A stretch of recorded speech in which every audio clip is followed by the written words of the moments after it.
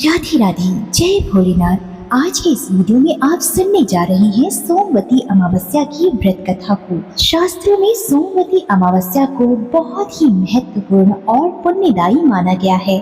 कहा जाता है कि सोमवती अमावस्या के दिन पितरों के निमित्त तर्पण करने, व्रत रखने और दान पुण्य करने से पितरों का आशीर्वाद प्राप्त होता है और घर में सुख समृद्धि हमेशा के लिए बनी रहती है। इसके अलावे अमावस्या तिथि पर इस व्रत कथा को सुन लेने मात्र से ही आपको पितरों का आशीर्वाद प्राप्त होगा और पितृदोष सदा के लिए समाप्त हो जाएंगे। आइए सुनते हैं सोमवती अमावस्या की व्रत कथा को। बहुत समय पहले की बात है। भारत के एक सुंदर नगर में एक विद्वान ब्राह्मण अपनी पत्नी और 7 पुत्रों के साथ रहा करता था। उनकी एक कन्या भी थी जिसका नाम था गुणवती। नाम के अनुरूप ही वह अत्यंत सुशील, विनम्र और धर्मपरायण थी।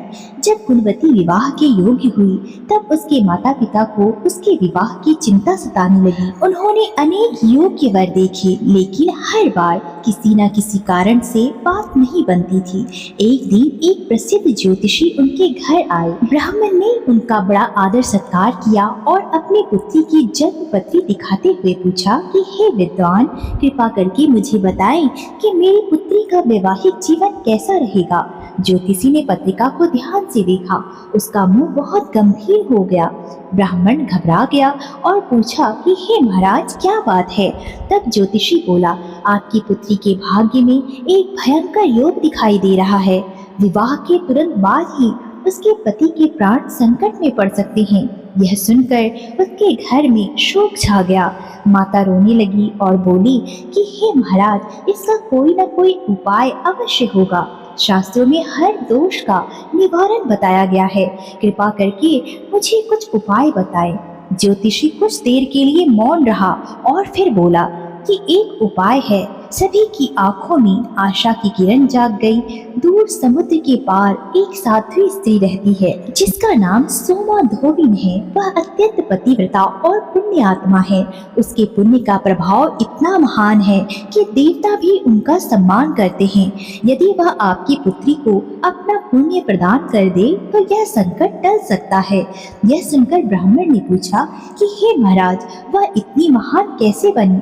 तब ज्योतिषी ने बताया कि वह प्रत्येक सोमवती अमावस्या का व्रत करती है, पीपल वृक्ष की पूजा करती है, भगवान विष्णु और शिव का स्मरण करती है तथा निस्वार्थ सेवा करती है। उसी तप और व्रत के प्रभाव से उसे यह अद्भुत पुण्य प्राप्त हुआ है। इतना कहकर ज्योतिषी वहां से चला गया। अब परिवार के सामने एक ही लक्ष्य था कि किसी प्रकार से सोमा धोबिन तक पहुंचा जाए। गुणवती का एक छोटा भाई अपनी बहन के दुख को देखकर व्याकुल हो उठा। उसने निश्चय किया कि मैं चाहे कितनी भी कठिनाई आए, सोमा धोबिन को खोज लाऊंगा। वह सुबह अपनी बहन के साथ यात्रा पर निकल पड़ा। दोनों घने जंगलों, ऊंचे पर्वतों और सुनसान रास्तों से होकर आगे बढ़ते गए। रास्ते में अनेक कठिनाइयां आईं। कभी भोजन नहीं मिलता तो कभी पानी की कमी हो जाती, लेकिन भाई बहन का साहस कम नहीं हुआ। एक दिन वे एक विशाल वन में जा पहुंचे। दिन भर चलने के बाद वे थक कर एक बड़े वृक्ष के नीचे विश्राम करने लगे। उसी वृक्ष पर एक गिद्ध परिवार रहता था। गिद्ध के छोटे छोटे बच्चे घोंसले में रहते थे। जब शाम को गिद्धनी वापस आई तो उसने देखा कि उसके बच्चे उदास बैठे हैं। उसने पूछा, बच्चों, आज तुमने भोजन क्यों नहीं किया। बच्चे बोले, माँ, नीचे 2 मनुष्य बैठे हैं। वे बहुत थके और भूखे दिखाई दे रहे हैं। जब तक उन्हें भोजन नहीं मिलेगा हम भी भोजन नहीं करेंगे। गिद्धनी यह सुनकर बहुत प्रसन्न हुई। उसने सोचा, जो अपने दुख में भी दूसरों की चिंता करते हैं वे अवश्य ही किसी महान उद्देश्य से निकले होंगे। अगली सुबह गिद्ध और गिद्धनी उन दोनों भाई बहन के पास आए। उन्होंने पूछा कि हे मनुष्यों, तुम कौन हो और इस भयंकर जंगल में किस उद्देश्य से आए हो। तब भाई ने पूरी कहानी सुनाई। गिद्ध दंपति उनकी बात सुनकर द्रवित हो गए। गिद्ध बोला, तुम्हारा उद्देश्य बहुत पवित्र है, हम तुम्हारी सहायता करेंगे। फिर उसने अपने विशाल पंख फैलाए और कहा, आओ हमारे ऊपर बैठ जाओ, हम तुम्हें समुद्र के उस पार पहुंचा देंगे जहां सोमा धोबिन रहती है। भाई बहन ने भगवान का स्मरण किया और गिद्ध के ऊपर बैठ गए। कुछ ही समय में वे आकाश में उड़ रहे थे। नीचे अथाह समुद्र लहरें मार रहा था, तेज हवाएं चल रही थी, लेकिन गिद्ध अपने संकल्प में अटल था। कई घंटों की यात्रा के बाद वे समुद्र पार करके एक सुंदर द्वीप में जा पहुँचे। वहीं कहीं रहती थी वह महान पतिव्रता सोमा धोबिन। भाई बहन उस द्वीप पर उतरे। वहाँ चारों ओर हरियाली थी, समुद्र की लहरों की मधुर ध्वनि सुनाई दे रही थी और वातावरण में एक अद्भुत शांति थी। लोगों से पूछने पर उन्हें पता चला कि सोमा धोबिन नगर के किनारे एक साधारण सी झोपड़ी में रहती है। दोनों वहां पहुंचे। उन्होंने देखा एक वृद्धा नदी के तट पर कपड़े धो रही थी। उसका चेहरा तेजस्वी था, आंखों में करुणा थी और मुख पर निरंतर भगवान का नाम था। गुणवती ने विनम्रता से कहा कि माँ, क्या आप सोमा धोबिन हैं? वृद्धा मुस्कुराई और बोलने लगी कि लोग मुझे इसी नाम से जानते हैं, पर तुम लोग इतने दूर से क्यों आए हो? तब भाई ने पूरी कथा सुनाई। ज्योतिषी की भविष्यवाणी, बहन पर आया संकट और उसके उपाय के रूप में सोमा धोबिन का नाम। सोमा धोबिन कुछ देर मौन रही। उसने गहरी सांस ली और बोली, बेटा, पुण्य कोई वस्तु नहीं जिसे बाजार में खरीदा बेचा जाए। पुण्य त्याग, सेवा, व्रत और भक्ति से कमाया जाता है। भाई ने हाथ जोड़कर कहा कि हे माँ, हम जानते हैं, हम भीख नहीं मांग रहे हैं, हम आपकी शरण में आए हैं। गुणवती की आंखों से आंसू बह रहे थे। ये देखकर सोमा धोबिन का हृदय पिघल गया, लेकिन उसने तुरंत सहायता करने के बजाय उनकी परीक्षा लेने का निश्चय किया। वह बोली, यदि तुम सच्चे मन से आए हो तो कुछ दिनों तक मेरे यहाँ सेवा करो। भाई बहन सहमत हो गए। वे झोपड़ी में रहने लगे। गुणवती पानी भरती, भोजन बनाती और वृद्धा की सेवा करती। उसका भाई लकड़ी लाता, घर साफ करता और गांव वालों की सहायता करता। कई दिनों तक उन्होंने बिना किसी शिकायत के सेवा की।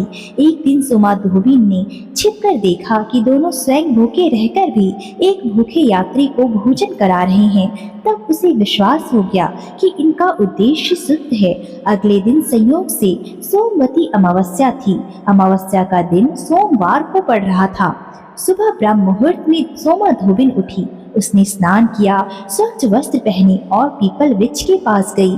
गुणवती ने देखा कि वृद्धा अत्यंत श्रद्धा से पूजा कर रही है। उसने पूछा कि माँ, इस व्रत का क्या महत्व है? तब सोमा धोबिन बोली कि शास्त्रों में कहा गया है कि जब अमावस्या सोमवार को आती है तब वह विशेष फलदायिनी होती है। इस दिन शिव, विष्णु और पितरों का स्मरण किया जाता है। पीपल के वृक्ष में त्रिदेव का निवास माना गया है। जो स्त्री श्रद्धा से व्रत, पूजा और सेवा करती है उसे अखंड सौभाग्य का आशीर्वाद मिलता है। फिर उसने एक प्राचीन कथा सुनाई। कहते हैं कि एक समय देवी पार्वती ने भगवान शिव से पूछा कि ऐसा कौन सा व्रत है जो स्त्रियों को सौभाग्य और परिवार को रक्षा प्रदान करे। तब शिव जी ने सोमवती अमावस्या के व्रत की महिमा बताई। उन्होंने कहा कि श्रद्धा, संयम और सेवा से किया गया यह व्रत अनेक संकटों को दूर करता है। सोमा धोबिन ने यह समझाया कि व्रत का सार केवल पूजा नहीं बल्कि दया, सेवा और त्याग है। पूजा के बाद उसने गुणवती को अपने पास बुलाया। वह बोली, बेटी, मैंने जीवन भर जो भी पुण्य कमाया उसका एक अंश तुम्हें समर्पित करती हूँ, लेकिन याद रखना, यह केवल मेरे पुण्य का प्रभाव नहीं होगा। तुम्हारी सेवा, विनम्रता और श्रद्धा भी तुम्हारी रक्षा करेगी। उसने पीपल के वृक्ष की परिक्रमा करके प्रार्थना की और गुणवती के सिर पर हाथ रखा। वातावरण में एक अद्भुत शांति फैल गई। भाई बहन ने कृतज्ञ होकर उसके चरणों में प्रणाम किया।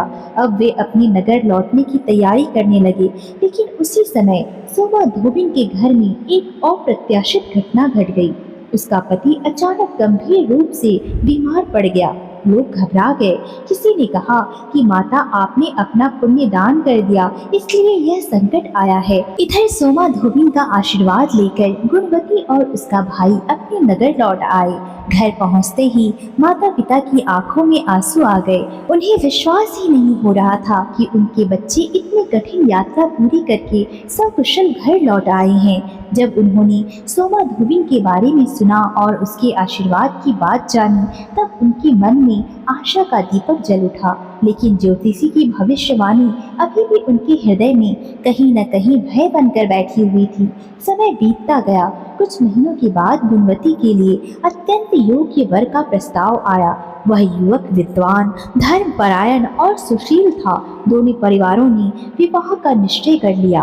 पूरा नगर उत्सव में डूब गया। घर में मंगल गीत गूंजने लगे। माता विवाह की तैयारियों में लग गई और पिता अतिथियों के स्वागत की व्यवस्था करने लगी। लेकिन इन सब के बीच गुणवती कभी कभी चुप हो जाती। वह भगवान का स्मरण करती और अपने मन को शांत करती। आखिर वह दिन आ गया। पूरा नगर दीपों और फूलों से सजा हुआ था।